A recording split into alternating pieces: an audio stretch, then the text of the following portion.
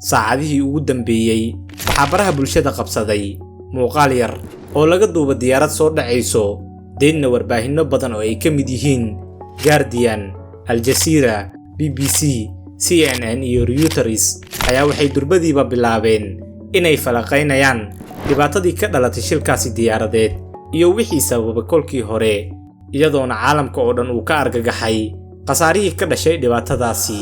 To an update on the breaking news in Brazil, we're getting a look at new video that shows a passenger plane spiraling out of the sky. مع الرئيس البرازيلي 62 شخصا كانوا على متن طائرة مدنية سقطت شمال غربي ولاية ساو باولو البرازيلية. Brezilya'da 68 kişi kapasiteli bir yolcu uçağı Sao Paulo eyaletine bağlı Vinhedo şehrine düştü. Inta aanu gudagelin faahfaahinta wixii sababay shilkani iyo qasaarihii dhabta ahaa ee ka dhashay bal ila daawo muuqaalka diyaaradda oo soo dhacayso hana ilaabin inaad laag saarto muuqaalkeena maanta. Mahadsanid.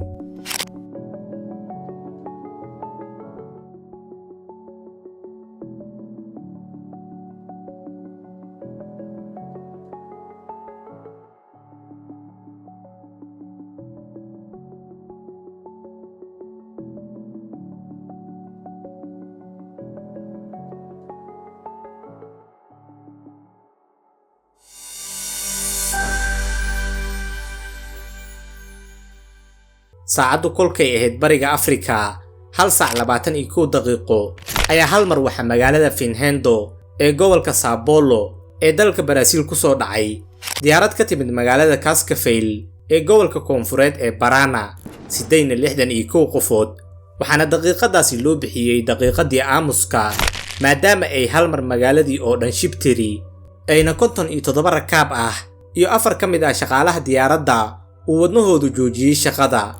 durbadiina waxaa afarta dhinac ee magaalada isaga soo baxay gargaaryada cirka iyo dhulka si nasiib xumo uma aynan suuragelin inay badbaadiyaan rakaabkani oo kolkii ay goobta soo gaareen waxay u yimaadeen dadkii oo shiilmay maadaama uu dab xoogan ka dhashay hanaankii ay diyaaraddu dhulka ugu dhacday.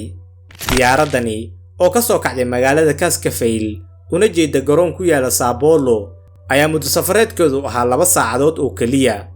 intii aynan dhammaanin 2 saacadood ayaa waxaa ilaaday waqtigeedii. haddaba diyaaradani dhacday ayaa la sheegay in 2010kii ay samaysay shirkadda diyaaradaha soo saarto ee ATR waxaana shirka ku ah shirkadani labada dal ee kala ah Talyaaniga iyo Faransiiska iyadoo ayna soo gadatay shirkadda duulimaadyada ee Viobus Linhas taariikhdu kolkay ahayd 2022. diyaaradanina ayaa qaadi kartay 68 rakaab iyadoona lahayd 73 kursi. si nasiib wanaag waxaa duulimaadkeedii ugu dambeeyay ka haray dadyow lagu qiyaasay 10 qofood oo aynan toodu gelin maadaama ay dadkii wada saarnaay oo dhammi ay wada dhinteen. sida ilaa iyo haatan la cadeeyayna 61 qofood ee ku dhimatay shilkani waxay wada haysteen baasaboorka Brazil oo waxay wada ahaayeen dad u dhashay dalkaasi. mid ka mid ah rakaabkii ka baaqday duulimaadka diyaaradani ayaa u sheegay wakaaladda wararka Brazil ee Globo in ugu yaraan isaga iyo 10 ruux oo kale ay diyaaradani ku sugayeen albaab qaldan oo ay sidaa ku seegeen duulimaadkoodii ka hor intaysan diyaaraddu kicin. waxa uuna hadalkiisii sii raaciyay inuu u tagay qoladii irdaha diyaaradda maamulaysay uuna u sheegay inuu rabo inuu diyaaradani raaco si way ku adkeeyeen oo waxay u sheegeen in la dhaafay xilligii diyaaradda lana xiray irdihii waxa kaliya ay u samayn karaanna uu yahay inay tigid kale u jaraan. deedna waa uu aqbalay maadaama ay wax ka harsanay tiisiina sida ayuu uga badbaaday shilkani. kolkii uu maqlay inay burburtay diyaaraddii loo diiday inuu raacana waxa uu durbadiiba bilaabay inuu alla u mahadnaqayo. kadib kolkii uu dhacay shilkani duqa magaalada São Paulo ayaa durbadiiba ku dhawaaqay kooxo gaar ah oo u gurmada dhibanayaasha iyagoona caawinaya dadkii ku waxyeeloobay shilkani eheladoodii.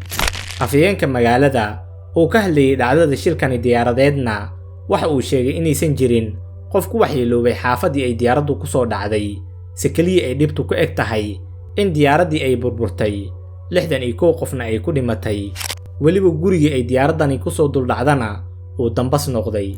ilaa iyo haatanna lama yaqaano sababta rasmiga ah ee sababta soo dhicista diyaaradani se waxay qolihii hagayay sheegeen inta aysan diyaaraddu dhicin ka hor muddo 1 daqiiqo ah inay hawadooda ka maqneed deedna ayba ka war heleen inay diyaaraddii ku soo dhacday magaalada Finhendo oo 80 kiiloomitir u jirto ismaamulka Sao Paulo.